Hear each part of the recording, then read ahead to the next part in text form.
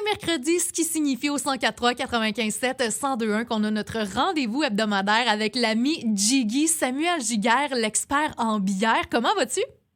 Hey, allô tout le monde, allô Noémie, ça va et toi? Je vais très, très bien. Et là, hors d'onde, tu m'as dit ton sujet et je te l'ai fait répéter parce que je n'étais pas trop certaine ce de quoi tu allais nous parler. Tu m'as dit, on se parle de la gouze. La gouze? Je le prononce bien, la gauze? Exactement, on parle de la gauze qui s'écrit Gose. Et puis, moi, Noémie, je suis là avec toi pour démystifier des affaires puis pour justement mettre l'accent des fois sur des trucs où on est plus un peu point d'interrogation dans notre tête quand on voit ça sur une tablette, là, puis on est là pour justement un peu en savoir un petit peu plus. Fait que la gauze, Ouais. vous avez sûrement déjà vu passer ça à quelque part. Il y a quand même de plus en plus de microbrasseries qui en fabriquent. Moi, personnellement, c'est un style que j'adore. C'est très, très estival.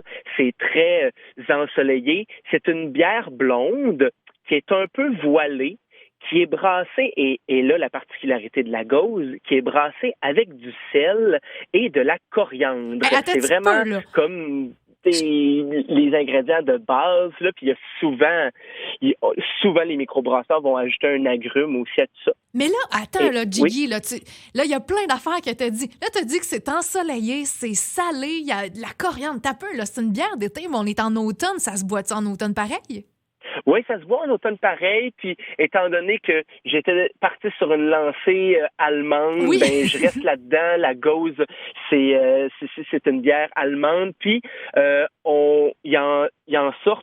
Je veux dire, j'en ai vu passer dans l'actualité brassicole cette semaine. Il s'en sort un peu tout le temps. OK. C'est une bière qui est tout le temps très légère, faible en alcool, très pétillante et tout ça. Puis ça peut faire des excellents débuts d'apéro là à tout moment de l'année. Mais des fois, c'est agréable, même en plein hiver, de se donner une petite air d'été, Ouais. tu sais, de revenir un peu, de se mettre du soleil dans la tête. tu sais. Absolument, je suis bien, bien d'accord. On n'en a jamais trop de ça. Et là, on va revenir sur les tonalités salées, les tonalités de coriandre. Hey, attends un peu, là, c'est parce que tu le sais que la coriandre, ça fait pas l'unanimité dans la vie. Moi, je suis une fanatique, mais je vais parler à des amis qui trouvent ça dégueulasse.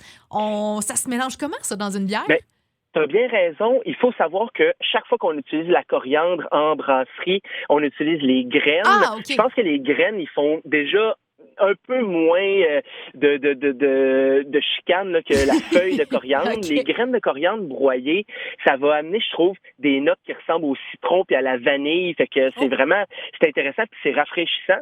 Et le sel, lui, ben, il amène une espèce de sensation de soif. C'est comme ça crée la soif, puis ça donne un petit aspect de bord de mer, puis c'est vraiment intéressant. D'ailleurs, c'était une gauze qui existe, c'est celle du naufrageur, qui est fait directement avec de l'eau salée de leur coin et tout ça. Fait que c'est très intéressant.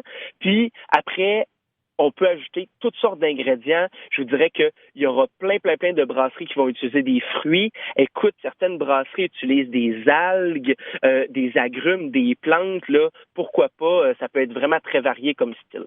Hey, ça semble très intéressant. Honnêtement, tu m'as convaincu à y goûter. Là, plus tu en parles, là, plus c'est dans mes cordes et je suis convaincue qu'il va y avoir des curieux de la BTB-Témiscamingue qui se diront « Ah oui, j'ai goûté à ça l'autre fois. Finalement, c'est ça, la fameuse gauze. » Et aujourd'hui, tu nous amènes dans le coin de Québec, hein, si je me trompe pas, pour une microbrasserie et surtout une bière qui est connue non pas pour son goût, mais plutôt pour son design. Est-ce que je me trompe? Oui, exactement. C'est son brand qui a fait sa renommée. Ouais. On s'en va à Québec, chez les amis de Noctem. OK. Et Noctem, là, c'est la microbrasserie des chats. C'est là où chacune de leurs canettes, là, c'est un chat, c'est le nom aussi, tout. Ils font même des posts sur les réseaux sociaux. Hey, les gens, envoyez-nous vos meilleures photos de chat. On cherche d'inspiration pour une nouvelle bière, etc. Tu sais, fait que c'est vraiment, ça a été ça là qui les a fait connaître. Puis on les retrouve, ils ont agrandi aussi dans les dernières années. Puis on commence à les retrouver de plus en plus. Donc j'ose espérer que un peu partout autour de chez vous, chez votre détaillant préféré, là, vous allez pouvoir trouver de la Noctem. Ah, c'est très intéressant ça. Puis il y a un peu de tout. Oui, un peu de tout. Ils se sont fait, eux, ils sont partis en 2015 sur la rue du Parvis, là, dans Saint-Roch à Québec, et ils se sont fait connaître beaucoup pour leur IPA. Au début, OK. c'était la mode et tout ça. La catnip, ça a été leur grand succès. Ils en brassent encore aujourd'hui beaucoup. Et avec le temps, ils se sont diversifiés, autres que les IPA. Ils ont toujours été précurseurs là, dans les nouveaux styles de IPA aussi, mais fait plein de pilsner, plein de bières surettes et des gauzes. Et puis, leur gauze chez Noctem, c'est ce que je vous parle aujourd'hui, c'est la Calaca, donc Calaca. Et puis, ils ont sorti ça déjà il y a au moins 2-3 ans. C'était au citron confit, c'était merveilleux. Et depuis l'été dernier, ils ont sorti Lime Goyave, qui est une espèce de blend très, très exotique aussi, trop cool.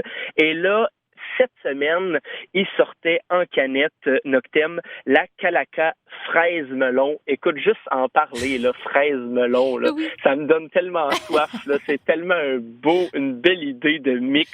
Puis la bière, écoutez, vous irez les suivre sur Facebook. Là. La bière, elle est d'un rouge éclatant, incroyable. C'est vraiment, ça donne soif. Moi, si vous trouvez ça là, quelque part, là, sautez là-dessus, c'est sûr que c'est délicieux. Tout mon jiggy pour nous faire vivre dans le déni que le mois d'octobre commence dans les prochains jours. Exactement, on pense pas à ça tout de suite. Non. Hey, mais tu sais comme moi que il y a aussi un été des Indiens qui arrive à un moment donné. Là, on ressort la chaise de patio puis on s'assoit au soleil. Là, si Dieu le veut, on va vivre ça à un moment donné. Ah, on devrait l'avoir. On se le souhaite en tout cas. Hey, merci beaucoup, Samuel. On te retrouve la semaine prochaine? Oui, à 100%. Bon, ben merci, Samuel, pour ces belles découvertes. On va aller goûter à ça, ces merveilleux produits québécois-là. La belle gauze pour tous. Allez, santé! Bye bye!